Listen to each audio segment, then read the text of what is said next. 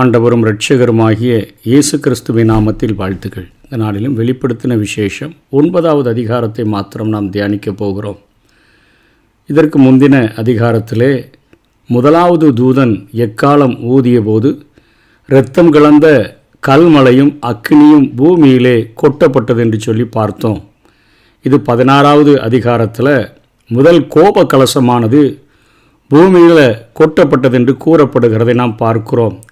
அதே போல் 2வது தூதன் எக்காலம் ஊதிய போது சமுத்திரத்தில் சேதம் உண்டானதாக நாம் கற்றுக்கொண்டோம்.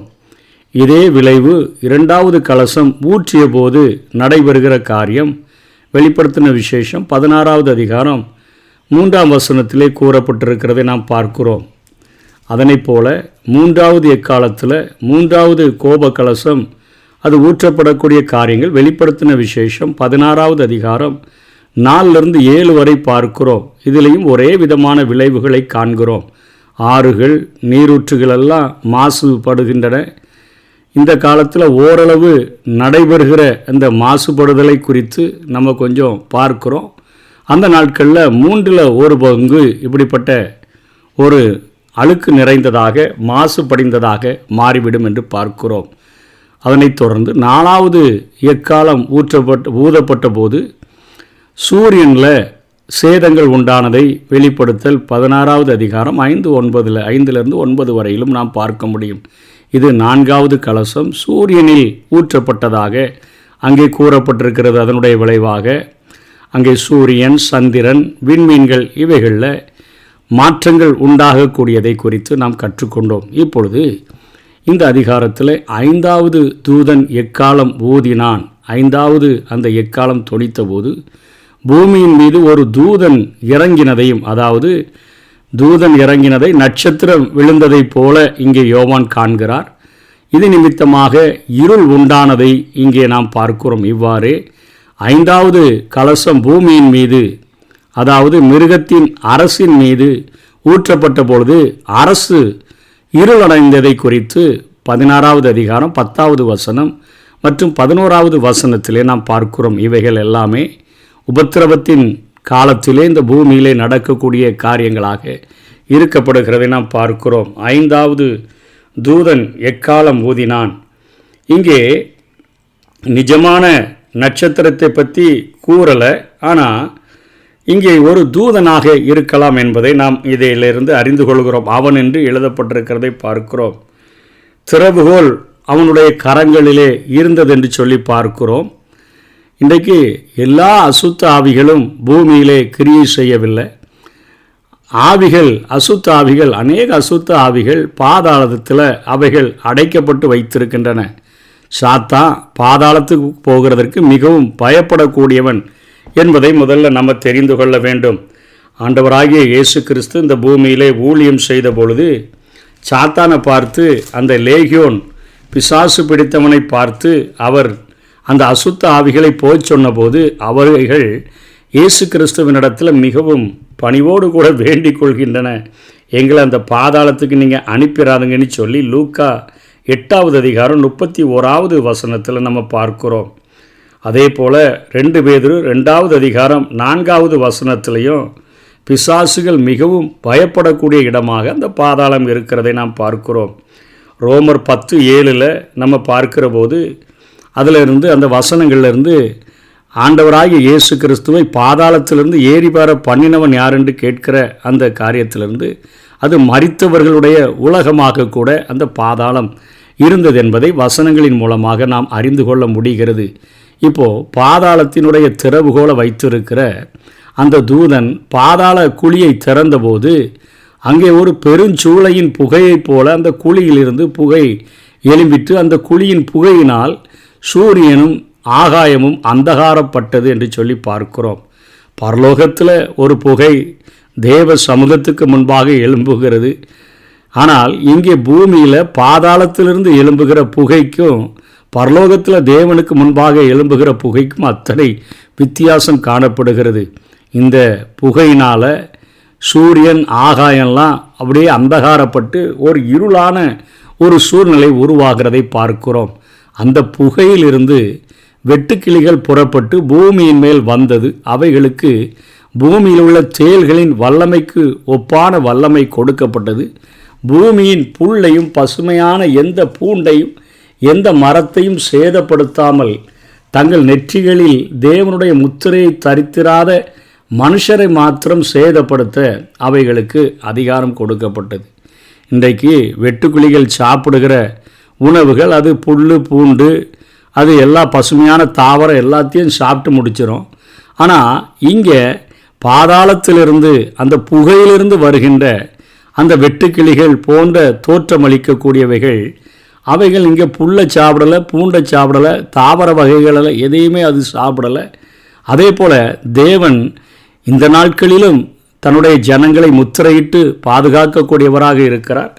உபத்திரவத்த நாட்களிலும் ரட்சிக்கப்படுகிறவர்களை அவர் முத்திரையிட்டு அவர் பாதுகாக்கக்கூடியவராக இருக்கிறார். ஆகவே இந்த 5வது எக்காலம் ஊதின போது அல்லது 5வது கலசம் இந்த பூமியிலே ஊற்றப்பட்ட போது அந்த கோபாக்கினையினால் உண்டாகிற அழிவுகளினால் அங்கே தேவனுடைய முத்திரை இடப்படாத ஜனங்கள், ரட்சிக்கப்படாத ஜனங்களுக்கு மிகப்பெரிய ஒரு சேதம் உண்டாகக்கூடியதைத்தான் இங்கே நாம் பார்க்கிறோம். மேலும் அவர்களை கொலை செய்யும்படிக்கு அவைகளுக்கு உத்தரவு கொடுக்கப்படாமல் 5 மாதமளவும் அவர்களை வேதனைப்படுத்தும்படிக்க உத்தரவு கொடுக்கப்பட்டது. அவைகள் செய்யும் வேதனை தேளானது மனுஷரை கொட்டும்போது உண்டாகும் வேதனையை போல் இருக்கிறது. பார்க்குறதுக்கு தேள் மாதிரி இல்லை, பார்க்குறதுக்கு வெட்டுக்கிளியை போல தான் இருக்குது. ஆனால் அவைகள் செய்கிற காரியங்கள், அவைகள் உண்டு பண்ணுகிற வேதனைகள் அத்தனை கொடுமையாக, ஒரு தேள் கொட்டுனா எப்படி இருக்குமோ அவ்வளவு வேதனையை தரக்கூடியதாக இருக்கும் என்று சொல்லி இங்கே எழுதப்பட்டிருக்கிறதை நாம் பார்க்கிறோம். அந்நாட்களில் மனுஷர்கள் சாவை தேடியும் அதை காணாதிருப்பார்கள், சாக வேண்டும் என்று ஆசைப்படுவார்கள், சாவோ அவர்களுக்கு விலகி ஓடி போகும். சாகிறதற்கு தற்கொலை பண்ணி சாகிறதற்கே பயந்து போயிருப்பாங்க. ஆனால் செத்துறணும்னு நினைப்பாங்க. ஆனால் தற்கொலை பண்ணி சாகிறதற்கு அத்தனை பயம் உள்ளவர்களாக இருப்பார்கள். அத்தனை வேதனை நிறைந்த ஒரு வாழ்க்கையாக இந்த உலக வாழ்க்கை ஆண்டவரை ஏற்றுக்கொள்ளாத மனம் திரும்பாத பிள்ளைகளுக்கு இருக்கும். இது 5வது எக்காலம் ஊதப்படும் பொழுது, 5வது கோபகலசம் இந்த பூமியிலே ஊற்றப்படும் பொழுது நடக்கிற காரியங்களாக நாம் வேதத்திலே பார்க்கிறோம். அந்த வெட்டுக்கிளிகளின் உருவம் யுத்தத்திற்கு ஆயத்தம் பண்ணப்பட்ட குதிரைகளுக்கு ஒப்பாயிருந்தது. அவைகளுடைய தலைகளின் மேல் பொன்மயமான கிரீடம் போன்றவைகள் இருந்தன. அவைகளின் முகங்கள் மனுஷருடைய முகங்கள் போல் இருந்தன என்று சொல்லி பார்க்கிறோம். அவைகளுடைய கூந்தல் ஸ்திரீகளுடைய கூந்தல் போல் இருந்தது. அவைகளின் பற்கள் சிங்கங்களின் பற்கள் போல் இருந்தன. இரும்பு கவசங்களைப் போல மார்க்கவசங்கள் அவைகளுக்கு இருந்தன. அவைகளுடைய சிறகுகளின் இரைச்சல் யுத்தத்திற்கு ஓடுகிற அநேகம் குதிரைகளை பூண்ட ரதங்களின் இரைச்சலுக்கு ஒப்பாயிருந்தன. இதில் 2 விதமான கருத்துக்கள் இருக்கிறது. இது இன்றைக்கு நாம் பார்க்குற டேங்க்ஸை தான் அன்னைக்கு யோவான் பார்த்து இப்படியாக எழுதியிருக்கிறார் என்கிற காரியங்களை இன்றைக்கு சொல்லுகிற ஒரு சாரார் காணப்படுகிறார்கள். இங்கே அந்த குதிரையை ஒப்பிட்டிருக்கிறதற்கு அல்லது இந்த இறகுகள் கொடுக்கப்பட்டிருக்கிற காரியங்கள் இவைகள் எல்லாம் எதை காட்டுகிறது என்று சொன்னால் அவைகளின் வேகத்தை காட்டுகிறதற்கு அடையாளமாக இருக்கிறது. கிரீடங்கள் வைக்கப்பட்டது போல காணப்படுகிறது என்பதற்கு அவைகளுக்கு அதிகாரங்கள் கொடுக்கப்பட்டிருக்கிறது என்பதை காட்டுகிறது. அதே போல் அந்த மார்க்கவசங்கள் இருக்கிறது அப்படின்னு சொன்னால் மனித ஆயுதங்களை கொண்டு அவைகளை அழிக்க முடியாது என்று சொல்லி, அதாவது குதிரையைப் போல அல்லது இறகுகளை கொண்ட சிறகுகளை கொண்ட பறவைகளைப் போல ஓடுகிற ஒரு வேகமுடையதாக அது இருக்கிறது. கிரீடம் வைக்கப்பட்டது என்று சொன்னால் அதற்கென்று ஆளுகைகள் அதற்கு கொடுக்கப்பட்டது. கிரீடம் செய்வதற்கான அதிகாரத்தை குறிக்கக்கூடியதாக அவைகள் காணப்படுகிறது. அதனைத் தொடர்ந்து அவைகளுடைய காரியங்கள் மனுஷருடைய முகங்கள் அதற்கு இருக்குதுன்னு சொல்லி போட்டிருக்குது. அதாவது அறிவு, ஆளுமை எல்லாவற்றையும் இந்த வெட்டுக்கிளிகள் பெற்றுக்கொண்டதாக இருக்கிறது என்று சொல்லி பார்க்கிறோம். அதாவது இது தீய ஆவிகளாக, பிசாசுகளாக, பாதாள குழியிலிருந்து வருகிற புகையினால் அவைகள் வந்த ஒரு காரியமாக இருக்க முடியும். எல்லா அசுத்த ஆவிகளையும் பூமியிலே கிரியை செய்கிறதற்கு ஆண்டவர் அவர் அனுமதிக்கவில்லை. அதாவது நித்திய சங்கிலியினால் அங்கே கட்டப்பட்டு வைத்திருக்கிற என்று பேதுரு எழுதுகிறாரே, அவைகள் இந்த நாட்களிலே அவைகள் கட்டவிழ்க்கப்பட்டு அவைகள் செய்கிறதற்கென்று காரியங்கள் கொடுக்கப்படுகின்றன என்பதை மாத்திரம் நாம் இங்கே புரிந்து கொள்ள முடிகிறது. அதே போல் அவைகள் தேள்களின் வாள்களுக்கு ஒப்பான வாள்களையும் அந்த வாள்களில் கொடுக்குகளை உடையவைகளாயும் இருந்தன. அவைகள் 5 மாதமும் மனுஷரை சேதப்படுத்துவதற்கு அதிகாரம் உடையவைகளாய் இருந்தன. அவைகளுக்கு கொல்லுகிறதற்கு அதிகாரம் இல்லை. மனிதர்களை தேலை கொற்றமாய் கொட்டி அத்தனை வேதனைப்படுத்தி அவங்க சாவ விரும்புகிற அளவிற்கு, ஆனால் தேடியும் காணாதிருக்கிற அளவிற்கான ஒரு வேதனையை கொடுக்கக்கூடிய ஒரு மிகப்பெரிய ஒரு கொடுமை உபத்திரவமானது அந்த உபத்திரவ நாட்களிலே அது இருந்து உண்டாகும் என்று சொல்லி இங்கே யோவான் தீர்க்க தரிசனமாக எழுதுகிறார். அவைகளுக்கு ஒரு ராஜன் உண்டு, அதுவும் பிசாசு தான். அவன் பாதாளத்தின் தூதன். எபிரேய பாஷையில் அபத்தோன் என்றும், அதாவது அபத்தோன் என்றால் அழிவு என்பது அர்த்தம். கிரேக்க பாஷையில் அப்பொல்லியோன் என்றும் அவனுக்கு பெயர். இது அழிவை உண்டாக்குகிறவன் என்று பொருள்படக்கூடிய அந்த தலைவன் ஒருவன் இருக்கிறான் என்று இங்கே பார்க்கிறோம். முதலாம் ஆபத்து கடந்து போயிற்று, இவைகளுக்கு பின்பு இன்னும் 2 ஆபத்துகள் இதோ வருகிறது அப்படின்னு சொல்லி 6வது தூதன் அங்கே எக்காலத்தை ஊதுகிறதை பார்க்கிறோம். 6வது தூதன் அங்கே எக்காலத்தை ஊதுகிற போது ஐபிராத் நதியினுடைய அந்த மாற்றங்கள் அந்த நதியிலே உண்டாகக்கூடியதை குறித்து இங்கே எழுதப்பட்டிருக்கிறதை நாம் பார்க்கிறோம். அதாவது ஐபிராத் என்பது ஒரு நீளமான நதி. துருக்கியிலிருந்து சிரியா, ஈராக் வழியாக பெர்சியா வளைகுடாவில் அது விழக்கூடியதாக அந்த நதியானது இருக்கிறது. அந்த நதி பக்கத்தில் கட்டப்பட்டிருக்கிற 4 தூதர்களை அவிழ்த்து விடு என்கிற ஒரு சத்தம். அந்த பலிபிடத்தினுடைய 4 கொம்புகளிலிருந்து இந்த சத்தம் உண்டாகி ஐபிராத் பெரிய நதி அண்டையில் கட்டப்பட்டிருக்கிற 4 தூதர்களையும் அவிழ்த்து விட்டுரு அப்படின்னு சொல்லுகிறதை பார்க்கிறோம். அப்பொழுது மனுஷரில் 1/3 பங்கை கொல்லும்படிக்கு 1 மணி நேரத்திற்கும் 1 நாளுக்கும் 1 மாதத்திற்கும் 1 வருஷத்திற்கும் ஆயத்தமாக்கப்பட்டிருந்த அந்த 4 தூதர்களும் அவிழ்த்து விடப்பட்டார்கள். குதிரைகளின் சேனைகளாகிய இராணுவங்களின் தொகை 20 கோடியாக இருந்தது. அவைகளின் தொகையை சொல்ல கேட்டேன் என்று பார்க்கிறோம். அதாவது இன்றைக்கு இருக்கக்கூடிய உலகத்தில் இருக்கக்கூடிய எல்லா யுத்த வீரர்களினுடைய கணக்கை எடுத்தால் கூட இந்த 20 கோடியை அது எட்டுமா அப்படிங்கிறது தெரியலை. ஆனால் யோவான் இது நிறைவேறுகிற நாட்களில் அந்த இராணுவங்களினுடைய தொகை, இராணுவ வீரர்களுடைய காரியங்கள் 20 கோடி அளவுக்கு அது இருக்கும். கரெக்டான ஒரு நம்பரை இங்கே சொல்லி அவர் தீர்க்க தரிசனம் உரைக்கிறதை பார்க்கிறோம். குதிரைகளையும் அவைகளின் மேல் ஏறி அங்கே இருந்தவர்களையும் நான் தரிசனத்தில் கண்ட விதமானது, அவர்கள் அக்கினி நிறமும் நீல நிறமும் கந்தக நிறமுமான மார்க்கவசங்களை உடையவர்களாக இருந்தார்கள். குதிரைகளுடைய தலைவன் சிங்கங்களின் தலைகளைப் போல் இருந்த குதிரைகளுடைய தலைகள் சிங்கங்களின் தலைகளைப் போல இருந்தன. அவைகளுடைய வாயிலிருந்து அக்கினியும் புகையும் கந்தகமும் புறப்பட்டது என்று சொல்லி பார்க்கிறோம். எப்படி சோதம் குமராவை அழிப்பதற்கு ஆண்டவர் பயன்படுத்தின அந்த அக்கினி, கந்தகம், புகை, இந்த காரியங்கள் இந்த பூமியில் ஒரு மிகப்பெரிய அழிவை உண்டாக்குகிறதற்காக இங்கே ஆண்டவரால் அனுமதிக்கப்படுகிறதை பார்க்கிறோம். ரட்சிக்கப்படாத, மனம் திரும்ப விரும்பாத, எந்த காலத்திலும் எந்த சூழ்நிலையிலும் எந்த இக்கட்டிலும் மனம் திரும்ப விரும்பாத ஜனங்களுக்காக ஆண்டவர் அனுமதிக்கிற இந்த அழிவை குறித்து நாம் இங்கே பார்க்கிறோம்.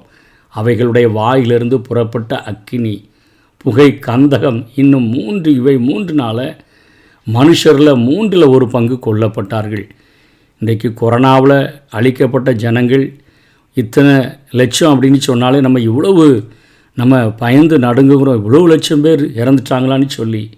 ஆனால் இங்கே 1/3 பங்கு மக்கள் இங்கே அழிக்கப்படுவார்கள் என்கிற காரியம் அந்த நாட்களிலே நிறைவேறும் என்று எழுதப்பட்டிருக்கு. உலகத்தில் உள்ள மக்கள் தொகையில் 1/3 பங்கு அழிக்கப்பட்டு விடுவார்கள். அந்த குதிரைகளின் வல்லமை அவைகளுடைய வாயிலேயும் வாள்களிலேயும் இருக்கிறது. அவைகளுடைய வாள்கள் பாம்புகளுக்கு ஒப்பானவைகளாயும் தலைகள் உள்ளவைகளுமாய் இருக்கிறது. அவைகளாலே சேதப்படுத்துகிறது என்று சொல்லி பார்க்கிறோம். இது மனிதரால் உண்டாக்கப்பட்ட ஆயுதமாக இருக்கலாம். இல்லை என்று சொன்னால் சாத்தான் அந்த நாட்களிலே உண்டு பண்ணுகிற, மக்களை அழிப்பதற்காக உண்டு பண்ணுகிற காரியமாக இருக்கலாம். அப்படி இருந்தும் அந்த வாதைகளால் கொல்லப்படாத மற்ற மனுஷர்கள் பேய்களையும் பொன் வெள்ளி செம்பு கல் மரம் என்பவைகளால் செய்யப்பட்டவைகளாயும் காணவும் கேட்கவும் நடக்கவும் மாட்டாதவைகளுமாய் இருக்கிற விக்கிரகங்களையும் வணங்காதபடிக்கு தங்கள் கைகளின் கிரியைகளை விட்டு மனம் திரும்பவும் இல்லை. அந்த காலத்திலையும் ஜனங்கள் ஆண்டவர் ஒருவரையே தொழுது கொள்வோம் என்கிற எண்ணம் உண்டாகலை. இவ்வளோ வாதம் இருக்குதே, இவ்வளோ ஜனங்கள் அழிஞ்சிருக்கிறாங்களே அப்படின்னு சொல்லிட்டு அவங்க பேய்களை வணங்காமல் இருக்க போகிறதில்ல. பொன்னினால் வெள்ளினால் செம்புனால் கல்லுனால் மரத்தினால் செய்யப்பட்ட அந்த தெய்வங்கள் என்று அவர்கள் சொல்லுகிற காரியத்தை அவர்கள் வணங்காமல் இருக்க போகிறதில்லை. அப்பவும் அவர்கள் இவைகளை வணங்குகிறவர்களாக, மனம் திரும்பாதவர்களாக, தேவனால் அதாவது இவ்வளோ பெரிய அழிவு இந்த பூமியிலே உண்டாகுது என்பதை புரிந்து கொள்ளுகிற இருதயம் இல்லாதவர்களாக இருப்பார்கள் என்று பார்க்கிறோம். தங்கள் கொலைபாதகங்களையும் தங்கள் சூனியங்களையும் தங்கள் வேசித்தனங்களையும் தங்கள் களவுகளையும் விட்டு மனம் திரும்பவும் இல்லை. எக்காலத்திலும் இப்படிப்பட்ட ஜனங்கள் இருப்பார்கள். இந்த கொலைபாதகங்கள் என்பது ஆண்டவர் இந்த பூமியில் உண்டாக்கின முதல் மனித குடும்பத்திலேயே நடந்துவிட்டது. முதல் மகன் இரண்டாவது மகனாகிய ஆபேலை கொன்று போட்டான். இந்த காரியங்கள் கடைசி நாட்களில் குடும்பங்களுக்குள்ள இப்படிப்பட்ட கொலை பாதகங்களை நம்ம பார்க்க முடியும். பிசாசுகளை வரவழைத்து செய்கின்ற சூனியங்கள் செய்கிற அநேகர் காணப்படுவார்கள். தங்களுடைய இச்சைகளை விட்டு மனம் திரும்பாத வேசித்தனத்தை விரும்புகிற, தங்களுடைய சரீரம் கேட்கிற எல்லா ஆசைகளையும் கொடுக்க விரும்புகிறவர்கள் அந்த பாவத்திலிருந்து மனம் திரும்ப மாட்டாங்க, அதிலே தான் இருப்பாங்க. களவுகளை சாதாரணமாய் செய்கிறவர்கள் இருப்பார்கள். அந்த நாட்களில் இவ்வளோ பெரிய அழிவு வந்தாலும் இருதயம் கடினமாக்கப்பட்டிருக்கிற ஜனங்களை நாம் பார்க்க முடியும் என்று சொல்லி ஆண்டவர் வெளிப்படுத்துகிறார். இன்றைக்கு நம்முடைய இதய கதவை தட்டுகிற ஆண்டவருக்கு நம்முடைய இருதய கதவை திறந்து கொடுத்தோம் என்று சொன்னால், இதோ வாசற்படியிலே நின்று தட்டுகிறேன், ஒருவன் என் சத்தத்தை கேட்டு கதவை திறந்தால் நான் அவனுக்குள்ளே வந்து அவனோடு கூட வாசம் பண்ணுவேன், அவன் கூட போஜனம் பண்ணுவேன், அவனும் என்னோடு கூட போஜனம் பண்ணுவான் என்று நம்மோடு கூட வாசம் பண்ண, நம்மோடு கூட சஞ்சரிக்க, நம்மோடு கூட ஐக்கியப்பட விரும்புகிற ஆண்டவருக்கு நம்முடைய இருதயத்தை திறந்து கொடுப்போம். கடைசி நாட்களில் அந்த பூமியில் உண்டாக போகிற அந்த மிகுந்த உபத்திரவங்களுக்கு தப்பிக்கொள்கிறதற்கு ஆண்டவருடைய ரகசிய வருகையில் எடுத்துக்கொள்ளப்பட்டு 7 வருடங்கள் இந்த பூமியில் நடக்கக்கூடிய அந்த உபத்திரவ கால தண்டனைகளுக்கு நாம் தப்பிக்கொண்டு மத்திய ஆகாயத்தில் என்றென்றைக்கும் அவரோடு கூட வாழ்கிற ஒரு பாக்கியத்தை பெறுகிறதற்கு வாஞ்சிப்போம். கர்த்தர் தாமே நம்மை ஆசீர்வதிப்பாராக. ஆமென்.